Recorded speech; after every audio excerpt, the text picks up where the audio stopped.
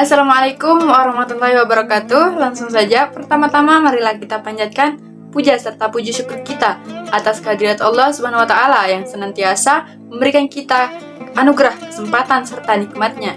Sehingga pada kesempatan kali ini saya dapat mengunggah presentase saya yang dimana dalam video ini saya ajukan untuk memenuhi salah satu tugas kuliah sejarah dakwah yang dimana diampu tentunya oleh dosen kita yaitu Ustadz M. Zulkifli.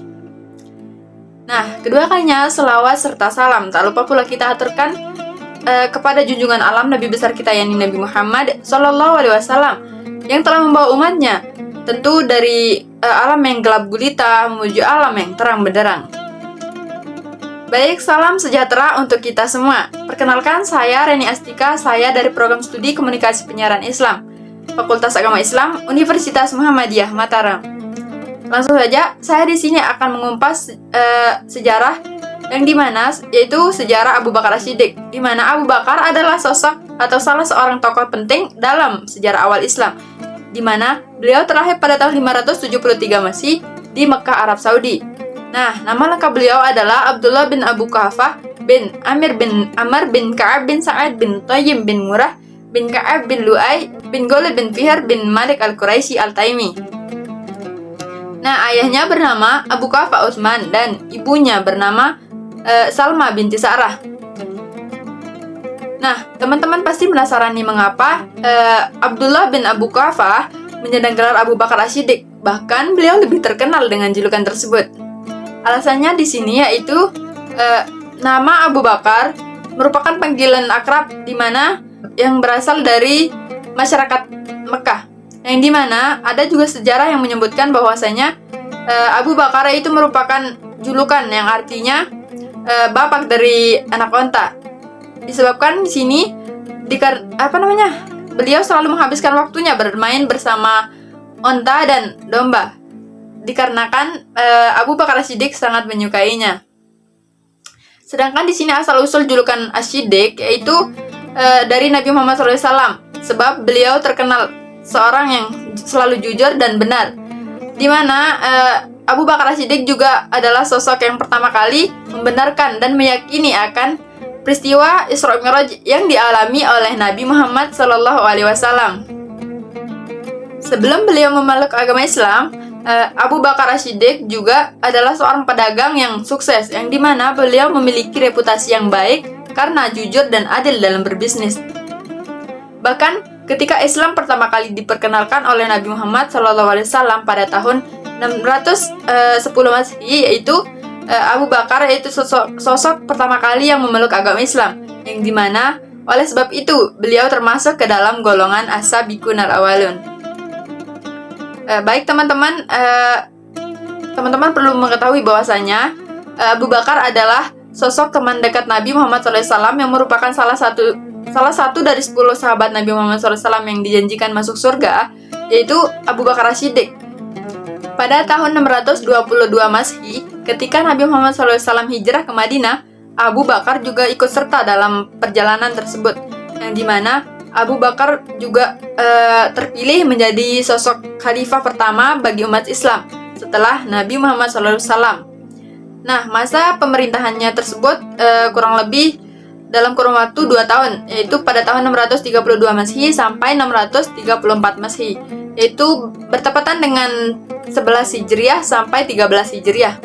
Sebagai seorang pemimpin, Abu Bakar As-Siddiq telah berhasil menorehkan berbagai prestasi, meskipun dalam kurun waktu yang kurun waktu kepemimpinannya itu sangat singkat, baik itu dalam perluasan wilayah, menumpas nabi-nabi palsu, bahkan mengkodifikasikan Al-Quran. Pada masa khalifahannya, beliau menerapkan beberapa metode dakwah, yang dimana metode dakwah yang pertama yaitu dakwah bilisan, yaitu beliau menerapkannya dengan berpidato. Yang kedua yaitu metode dakwah betadwin. Di sini betadwin yaitu suatu pengumpulan ayat-ayat Al-Quran, disebabkan karena merupakan strategi bagi Abu Bakar As-Siddiq dalam perang Yamamah dalam misi menumpas nabi-nabi palsu. Nah, salah satunya yaitu nabi palsu tersebut yaitu Musailamah al-Kadzab. Di sini banyak sahabat penghafal Al-Quran yang berguguran pada peperangan tersebut, bahkan menimbulkan kekhawatiran di kalangan umat Islam. Nah, ditakutkan akan habisnya para penghafal Al-Quran tersebut.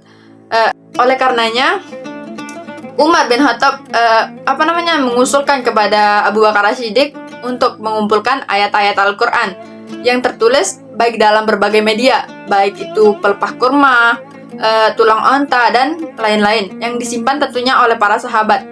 Nah, pada awalnya Abu Bakar sedikit kesulitan untuk melaksanakan tugas tersebut karena pada masa Nabi Muhammad SAW tidak pernah dilaksanakan, dan tugas tersebut menugaskan kepada Zaid bin Sabit, itu penulis pada masa Nabi Muhammad SAW.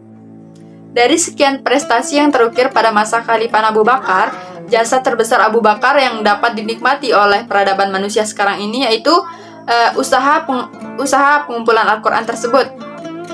Nah, metode yang ketiga yaitu dengan dakwah bilyad, di mana ya di sini diartikan sebagai tangan.